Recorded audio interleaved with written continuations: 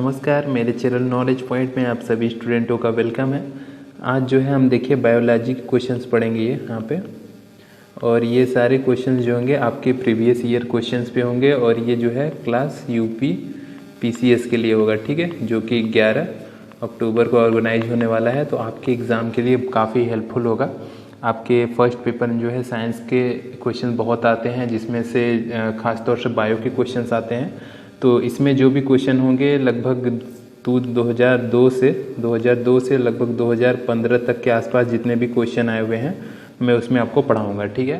तो अगर चैनल पे प्लीज़ नए हैं तो चैनल पे जुड़ जाइएगा, और अभी एग्ज़ाम में 2 से 3 दिन बाकी है, तब तक हम कुछ अच्छे क्वेश्चंस पढ़ लेंगे। तो चलिए समय न गवाते हुए हम अपना वीडियो स्टार्ट करते हैं। चैनल पे नए हैं तो चैनल को सब्सक्राइब कर लीजिएगा और बेल आइकन प्रेस कर लीजिएगा, जिससे हमारे नए वीडियो का नोटिफिकेशन ईजिली मिल जाएगा। तो चलिए पहले क्वेश्चन चलते हैं। देखिए पहला क्वेश्चन है, देखिए सारे क्वेश्चन कहीं किसी न किसी एग्ज़ाम में पूछे गए हैं, तो इससे ये कंफर्म होता है कि ये भी क्वेश्चन आगे पूछा जा सकता है।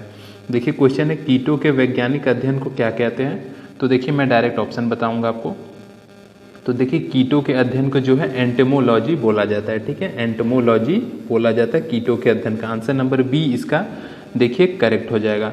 देखिए इसमें कुछ और ऑप्शंस के बारे में बता देता हूँ। देखिए मैं लिखा गया है पैरासिटोलॉजी, तो ये पैरासिटोलॉजी जो है ये परजीवी के अध्ययन को बोला जाता है, ठीक है, परजीवी के जीवों का अध्ययन को बोला जाता है। और देखिए यहाँ पे मोलस्कोलॉजी बोला गया है, तो ये जो है मोलस्का और इनके खोलों का अध्ययन के बारे में इसमें पढ़ा जाता है, ठीक है। और इक्थियोलॉजी में जो है मत्स्य की संरचना के बारे में, मतलब मछलियों की संरचना के बारे में इसमें अध्ययन किया जाता है, मत्स्य की संरचना के बारे में अध्ययन किया जाता है, ठीक है। तो इसका आंसर नंबर देखिए जो करेक्ट हो जाएगा वो होगा आंसर नंबर इसका बी। चलिए आगे चलते हैं नेक्स्ट क्वेश्चन पे। देखिए नेक्स्ट क्वेश्चन हो जाता है, रेशम कीट पालन को कहते हैं। तो देखिए रेशम कीट पालन को जो है कहते हैं सेरीकल्चर, ठीक है। इंपॉर्टेंट क्वेश्चन है सारे, तो सेरीकल्चर बोला जाता है रेशम कीट को। देखिए एपी कल्चर यहाँ पे दिया गया पहला, तो एपी कल्चर मधुमक्खी पालन में यूज किया जाता है, मतलब मधुमक्खी पालन को जो है एपी कल्चर के अंतर्गत रखा जाता है, मधुमक्खी पालन, ठीक है। और देखिए हॉर्टिकल्चर के अंदर क्या आता है, तो इसमें हॉर्टिकल्चर में आपके आ जाते हैं फूल, फलों, सब्जियों और मसालों की खेती जो है हॉर्टिकल्चर के अंदर आ जाता है। और फ्लोरिकल्चर के अंदर देखिए फूल की खेती या पुष्प कृषि के अंतर्गत फ्लोरिकल्चर, फ्लोरी से ही समझ में आ जाएगा कि फ्लावर से रिलेटेड है। तो ये देखिए कुछ इंपॉर्टेंट थे, इसका आंसर नंबर सी करेक्ट होगा। चलिए नेक्स्ट क्वेश्चन चलते हैं हम लोग। देखिए क्वेश्चन है हमारा नेक्स्ट, देखिए डायनासोर थे, तो ये देखिए क्वेश्चन ये पूछा गया एग्जाम में है ये भी। तो डायनासोर थे, तो ये जो है डायनासोर मीजोजोइक सरीसृप है, ठीक है। आंसर नंबर इसका देखिए जो करेक्ट होगा आंसर नंबर इसका डी करेक्ट होगा। ये भी क्वेश्चन पूछा गया है। और डायनासोर देखिए एक रेप्टाइल है, ठीक है, पूछा जा सकता है। तो डायनासोर रेप्टाइल है, रेप्टाइल्स, इसे जिसे हिंदी में सरीसृप भी बोला जाता है। तो आंसर नंबर इसका डी जो होगा करेक्ट होगा। चलिए नेक्स्ट क्वेश्चन चलते हैं। देखिए क्वेश्चन है, देखिए क्वेश्चन सीक्वेंस कुछ गड़बड़ इसलिए है क्योंकि मैंने सेलेक्ट क्वेश्चन किए हैं अलग अलग जगहों से जहां से क्वेश्चन अच्छे दिखे। देखिए क्वेश्चन है, निम्न में सील किस जाति का है। तो देखिए सील किस जाति का पूछा जा रहा है, तो मछली, पक्षी, सरीसृप और स्तनपायी। तो देखिए सील जो है एक स्तनपायी है, ठीक है। आंसर नंबर इसका डी जो है करेक्ट हो जाएगा, स्तनपायी। जैसे इंग्लिश में देखिए अगर न पता हो तो इसको मेमेलिया बोलते हैं, ठीक है, मेमेलिया के अंतर्गत ये आता है। और ये एक प्रकार का कार्निवोरस जंतु है, ठीक है, कार्निवोरस। तो चलिए आगे चलते हैं नेक्स्ट क्वेश्चन पे।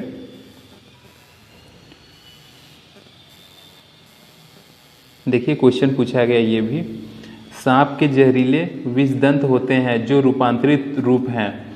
तो सांप के जो विषदंत है किसके रूपांतरित हैं, तो वो जो है जीवांक दंत के हैं, ठीक है। आंसर नंबर इसका डी जो है इसका करेक्ट हो जाएगा। जीवांक दंत जो है इसका विषैला विषदंत, यहीं से इसका रूपांतरित रूप है, ठीक है। चलिए आगे चलते हैं नेक्स्ट क्वेश्चन पे। देखिए क्वेश्चन है 4th नंबर, निम्नलिखित में से किस ग्रुप के जंतु प्रायः रात्रिचर, जिसे इंग्लिश में नॉटर्नल होते हैं, बोलते हैं नॉटर्नल होते हैं। रात्रिचर में कौन से जो जंतु हैं जो रात में चलते हैं, तो इसका आंसर देखिए मैं आपको करेक्ट बताता हूँ, इसका आंसर नंबर जो है बी करेक्ट होगा। मच्छर, चमगादड़ और उल्लू जो है ये जो है रात्रि चर होते हैं, ठीक है, रात्रि में चलने वाले जंतु होते हैं। तो इसका आंसर नंबर करेक्ट हो जाएगा आपका आंसर नंबर बी। देखिए ये क्वेश्चन काफ़ी अच्छा क्वेश्चन है, इंपॉर्टेंट क्वेश्चन है। देखिए आपको मच्छरों के बारे में दिया गया है, ऐसे ही क्वेश्चन आते हैं कथन निष्कर्ष की तरह क्वेश्चन का ट्रेंड ऐसे ही हो गया है। तो देखिए मच्छर के बारे में निम्नलिखित कथन पर विचार कीजिए। तो देखिए हम पढ़ेंगे, उसके बाद इसका ऑप्शन पे टिक मारेंगे कि कौन सा सही है। इसके ऑप्शन देखिए नीचे हमने दिया गया है, पहले हम इसको पढ़ के फिर समझेंगे। देखिए क्वेश्चन दिया गया पहला ऑप्शन, केवल नर रक्त चूसते हैं। सेकेंड ऑप्शन देखिए हो जाता है केवल मादा रक्त चूसती हैं। थर्ड ऑप्शन है मादा पौधों का रस चूसती हैं। फोर्थ ऑप्शन है मादा की अपेक्षा नर के डैने बड़े होते हैं। पांचवा ऑप्शन है नर की अपेक्षा मादा के डैने बड़े होते हैं।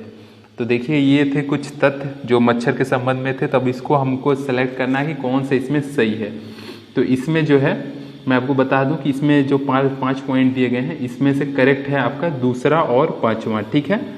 मतलब केवल मादा ही जो है रक्त चूसती है, मतलब मच्छर जो काटते हैं वो मादा होती हैं जो मच्छर काटती हैं, और नर की अपेक्षा मादा के डैने जो होते हैं, काटने वाला जो डैना उनका होता है वो जो है बड़ा होता है। तो ये जो है इनके दो तथ्य इसके सही है, मतलब आंसर नंबर इसका डी जो है करेक्ट होगा, दूसरा और पांचवा जो है करेक्ट होगा। तो ये क्वेश्चन एक इंपॉर्टेंट बन सकता है आपके एग्जाम के लिए। देखिए पूछा भी गया आपका आरओ प्री 2016 में। नेक्स्ट क्वेश्चन चलते हैं। देखिए क्वेश्चन हो जाता है 6 नंबर। देखिए क्वेश्चन है निम्नलिखित पादपों में से किसका संग्रह अंग तना नहीं है। तो देखिए इस टाइप के क्वेश्चन पूछे जाते हैं कि कौन सा तना नहीं है। तो ऑप्शन दिया गया है गन्ना, अदरक, आलू, शकरकंद। तो इसमें बताना है कौन सा तना नहीं है। तो देखिए आंसर नंबर इसका डी करेक्ट होगा। शकरकंद जो है ये एक प्रकार का तना नहीं है, ठीक है, तना नहीं है ये। इसका जो है जबकि शकरकंद का संग्रह अंग जड़ होता है, ठीक है, जड़ होता है, या फिर इसे कुंभी रूप भी कहते हैं, कह सकते हैं। तो इसका जो है विकास जो है मूलांकुर जो है जड़ से होता है। आंसर नंबर इसका डी होगा करेक्ट। बाकी जो ऑप्शन है गन्ना, अदरक, आलू ये जो है तने के अंतर्गत आते हैं, ठीक है। तो आंसर नंबर डी इसका करेक्ट होगा। तो देखिए ये 7वें नंबर काफ़ी इंपॉर्टेंट क्वेश्चन हो जाता है, पूछा गया क्वेश्चन काफ़ी बार है। निम्नलिखित में कौन सा सुमेलित नहीं है। तो एग्जाम में एक चीज़ ध्यान दीजिएगा, ये नहीं है कंफ्यूज करने के लिए जल्दी में स्टूडेंट गलत कर देते हैं, तो हमको ये चीज़ ध्यान देना होगा। आप देखिए इसमें बताना है कौन सा सुमेलित नहीं है, मतलब गलत है। तो अदरक का देखिए राइजोम से मैच किया गया है, केसर का बीज से, अफीम का अफीम की डुंडी, और सन का तना। तो इसको बताना इसमें से कौन सा सुमेलित नहीं है। तो इसका आंसर देखिए करेक्ट हो जाएगा आपका बी। केसर जो है बीज से नहीं प्राप्त होता है, ठीक है, केसर का बीज से नहीं प्राप्त होता है। केसर एक प्रकार का मसाला है जो फूलों से प्राप्त होता है, ठीक है, फूलों से प्राप्त होता है, बीज से नहीं फूल से प्राप्त होता है, ठीक। तो आंसर नंबर इसका जो है बी करेक्ट होगा। बाकी जो है अदरक आपके राइजोम से, अफीम की डुंडी से, और सन जो है एक प्रकार का तना, ये सन भी इंपॉर्टेंट है। तो आंसर नंबर इसका बी करेक्ट होगा। चलिए नेक्स्ट क्वेश्चन चलते हैं। देखिए क्वेश्चन हो जाता है कुनैन जो मलेरिया के इलाज में प्रयोग की जाती है, सिरकोना पादप के किस भाग से आती है। तो ये जो है किस भाग से आती है। तो ये आता है आपका आंसर नंबर ए, इसका आंसर नंबर सी करेक्ट होगा। छाल से जो है प्राप्त होती है, सिरकोना पादप के छाल से प्राप्त होती है मलेरिया में प्रयोग होने वाली दवा कुनैन। तो आंसर नंबर इसका सी देखिए करेक्ट है। नेक्स्ट क्वेश्चन है देखिए 10वां नंबर क्वेश्चन हो जाता है। देखिए क्वेश्चन है अफीम प्राप्त किया जाता है। तो देखिए ऑप्शन दिए गए हैं सूखी पत्तियों से, जड़ों से, बिना पके फल के लेटेक्स से। डी ऑप्शन है पके फल के लेटेक्स से। तो ये क्वेश्चन देखिए इंपॉर्टेंट हो जाता है आपके एग्जाम के लिए। तो ये देखिए इसका आंसर करेक्ट हो जाएगा, आंसर नंबर सी, ठीक है। बिना पके फल के लेटेक्स जो है आपका अफीम प्राप्त होता है। इंपॉर्टेंट क्वेश्चन है, ये हो सकता है एग्जाम में आ जाए, ठीक है, पूछा भी गया है। देखिए आपके ARO मेंस 2014 में पूछा गया ये क्वेश्चन है। देखिए क्वेश्चन है नेक्स्ट, निम्न में से किस कोशिकांग को कोशिका का पावर हाउस बोला जाता है। तो ये तो आपको पता होना ही चाहिए, माइक्रोकॉन्ड्रिया जो है power house of the cell बोला जाता है। ठीक है, आंसर नंबर इसका सी जो है, सॉरी बी करेक्ट होगा। नेक्स्ट चलते हैं क्वेश्चन। देखिए क्वेश्चन है, हमारे शरीर का अधिकतम भार बना है। तो देखिए हमारे शरीर का अधिकतम भार जो है जल का है। ठीक है, अधिकतम भार जो हमारे शरीर का है वो जल का है। लगभग हमारे शरीर का 60 से 70% जो है जल ही है। ठीक है, हमारे टोटल वेट का 60 से 70%। तो आंसर नंबर इसका जो है डी करेक्ट होगा। देखिए आपके एग्जाम में जो है साइंस के क्वेश्चन 10 से 15 ही क्वेश्चन आते हैं, उसमें से खास तौर से बायो से ज़्यादा क्वेश्चंस आते हैं, तो इसलिए हम उस पर ज़्यादा फोकस करेंगे। देखिए क्वेश्चन है 3rd नंबर, शल्य क्रिया में आर्थोप्लास्टी क्या है। तो देखिए आर्थोप्लास्टी के संबंध में आपको जानकारी होनी चाहिए कि क्या होता है। तो देखिए ऑप्शन जो दिए गए हैं उनके अकॉर्डिंग जो इसका आंसर करेक्ट होगा वो सी करेक्ट होगा। ठीक है, कुल्हे के जोड़ का प्रतिस्थापन जो है आपका आर्थोप्लास्टी के अंतर्गत आता है। हिप जॉइंट रिप्लेसमेंट जो है आर्थोप्लास्टी होता है। आंसर नंबर इसका सी जो है इसका करेक्ट हो जाएगा। चलिए आगे बढ़ते हैं नेक्स्ट क्वेश्चन पे। देखिए क्वेश्चन बहुत ही अच्छा और इम्पोर्टेंट क्वेश्चन है ये। देखिए आपको दिया गया है ब्लड के बारे में आपको जानकारी होनी चाहिए, क्वेश्चन ऐसे आ सकते हैं।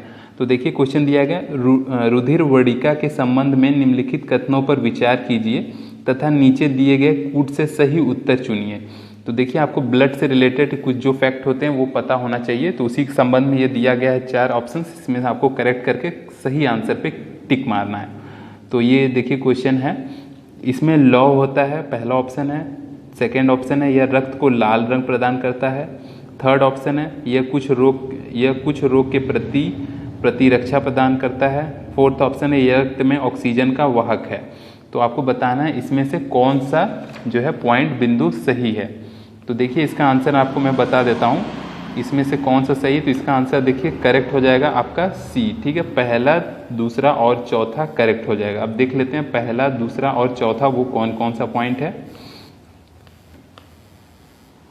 तो देखिए पहला, दूसरा और चौथा, मतलब इसमें लौ होता है ब्लड में, तो हमको पता है कि आयरन होते हैं। सेकंड, रक्त को लाल रंग प्रदान करता है और रक्त में ऑक्सीजन का वाहक है। तो ये जो 4 पॉइंट हैं, first, second and fourth, this is correct answer of this question. ठीक है, तो ये क्वेश्चन कुछ इंपॉर्टेंट क्वेश्चन थे। तो देखिए हमारा सेट तो यहीं पे आज का समाप्त होता है। तो प्लीज़ हमारे चैनल से जुड़िए, अगर अच्छा लगा हो तो प्लीज़ लाइक करना मत भूलिएगा, और अपने अगर कुछ कमेंट देना चाहते हो अपना रिव्यू तो प्लीज़ कमेंट बॉक्स में कमेंट करिएगा। और प्लीज़ चैनल से हमारे जुड़ जाइए, हम आपके एग्ज़ाम के लिए अच्छे प्रिपरेशन करवाएंगे। CSAT के कुछ अच्छे क्वेश्चंस भी आने वाले हैं और करंट अफेयर के, तो प्लीज़ जुड़ जाइए और चैनल को सब्सक्राइब करके बेल आइकन प्रेस कर लीजिएगा, जिससे हमारे नए वीडियो का नोटिफिकेशन ईजिली मिल जाएगा। तो वीडियो यहीं समाप्त करते हैं, मिलते हैं एक नए टॉपिक, एक नए जोश के साथ नेक्स्ट वीडियो में। जय हिंद, जय भारत।